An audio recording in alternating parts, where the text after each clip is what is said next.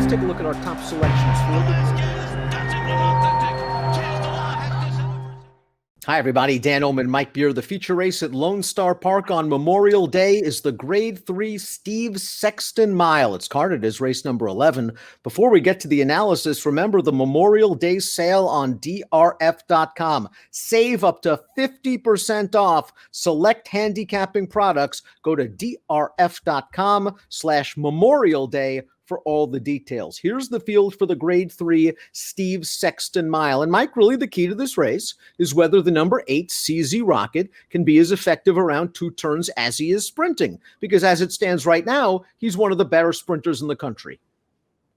Yeah, he really is. He's in great form right now, too. His first 2 starts so far, 2021, really good performances, Dan.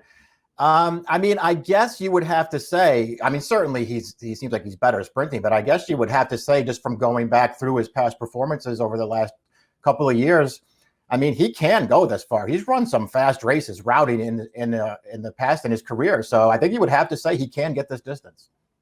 And he's tactical from the starting gate. As we take a look at the Timeform US pace projector, you would expect the 4 Warriors Charge to show speed. That's his big game. Hunkaburn and Love has speed. Don't think he has Warriors Charge's speed, and that might allow CZ Rocket to tuck in 3rd or 4th without losing too much ground. Yeah, he could fall into a trip here. We'll see how aggressive they get with Warriors Charge. They don't always get aggressive with him, Dan, but he's a fast horse. I think turning back in distance might help the number 1 Silver Prospector. I realize he's won at longer distances in the past, but looking at him from this form cycle, maybe the mile, a 2-turn mile is what he wants. 2 back in the Razorback handicap. He just ran into Mystic Guide, who's the best horse in the country right now. And last time out in the Oaklawn handicap, he made this wide move into contention on the turn, and then he flattened out behind Silver State, who's much improved as well. I think he's in sneaky good form, and he's got some figs. I agree with you. I agree with everything, with all that stuff, Dan. I think he is in sneaky good form. I do think going a little bit shorter probably works for him. You know, he's in very good form right now. There's a lot to like about this horse. I can't say I'm, you know, his biggest fan, but in a lot of ways, they're running him in the right spot here. Sheriff Brown has won 3 consecutive races coming in. Let's watch his most recent start at Lone Star. Now, this is an off-the-turf race. He only faced 3 other horses, and he wasn't the favorite in this race, but he still guns them down and wins going away. 87 buyer, going to have to do better. Yes, taking a big step up in class here, doing it at the right time. This, this trainer just recently retook over for this horse. He's won 3 races in a row. He's in very good form right now, but he's in very, very tough against a field like this. In some ways, By My Standards is the horse to beat in this race because he has legitimate 2-turn form, and he ran into some real tough customers last summer. Not only did he win the Oaklawn handicap, but he was in against Tom's d'Etat and Improbable in subsequent graded stakes races. And let's go back to his seasonal debut. Brett Calhoun got him back in form off a couple of subpar races against tougher horses, and By My Standards gutted this out going a mile. Yeah, he did. He ran really well in this race, I thought, Dan. He was on the outside the entire way. When they got around the second turn, he's a good 4 or 5 wide. That gray horse on the lead right now, Rushy, is not bad. And he got right through on the inside to take that race over. That was a really good performance, I thought, from By My Standards to gun that horse down. I personally think he's way the horse to beat in here. Do you think a mile might be just a tad sharp? That he's done his best work at a mile and a 16th, a mile and an 1/8, and that maybe a mile's a little short for him?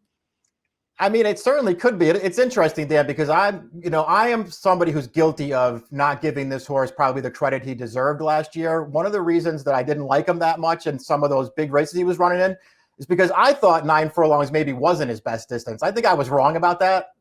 It probably is his best distance, but he ran fine at a mile last time.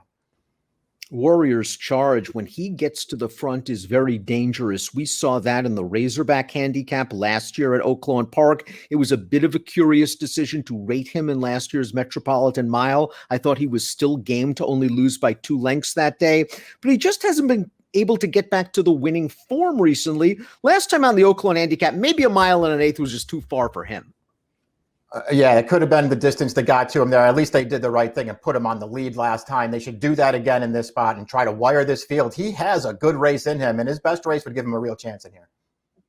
Hunka Burnin' Love's a pretty cool horse. All he's done is won 17 times in his career, including this effort at Will Rogers Downs last time out at a mile and a 16th. Hunka Burnin' Love went right to the top, and he took this field to the Heartbreak Hotel. Only a 90 buyer speed figure, but a solid enough performance for a rock-solid horse, and he's got a little bit of speed. He does. I wouldn't be surprised if they got aggressive with this horse either. I just tried to go forward to see what happens. I don't think he's necessarily good enough to beat all these horses, especially if he has to get hooked up with a horse like Warrior's Charge on the lead. But this horse is another horse coming into this race in good form. Seems like forever ago, but Harvey Wallbanger won the Grade 2 Holy Bull back in 2019 with just a perfect rail skimming ride from Brian Hernandez Jr. This might be a nice claim by these connections, though. They only took him for 17.5. He's going turf to dirt. He's an unlikely winner in this race, but if the pace is really fast, he can come with a run and get a piece. He could fall into another really good trip here if they race in front of him, which it seems like has to be a real possibility. He goes turf to dirt here. I think it's hard to make him win the race, but you could try to get him in there underneath somewhere.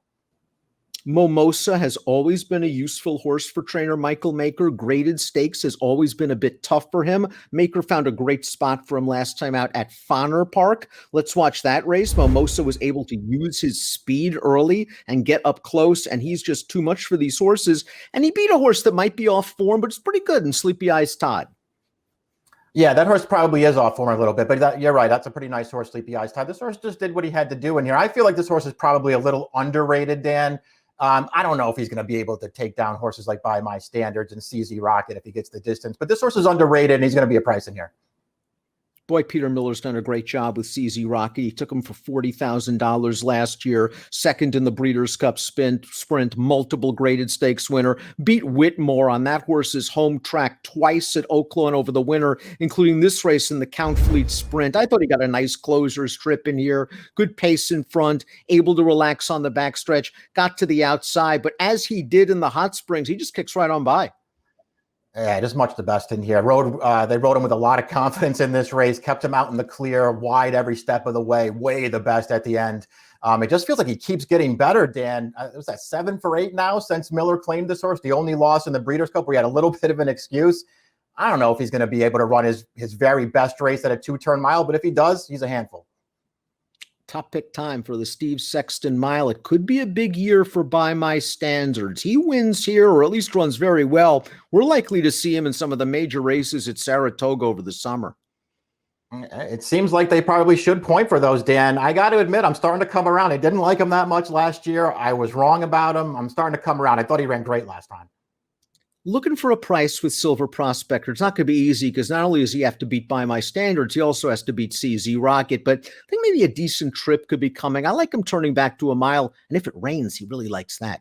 1843 for me, 3781 for Mike. It's the Steve Sexton Mile, the feature at Lone Star Park on Memorial Day. Best of luck.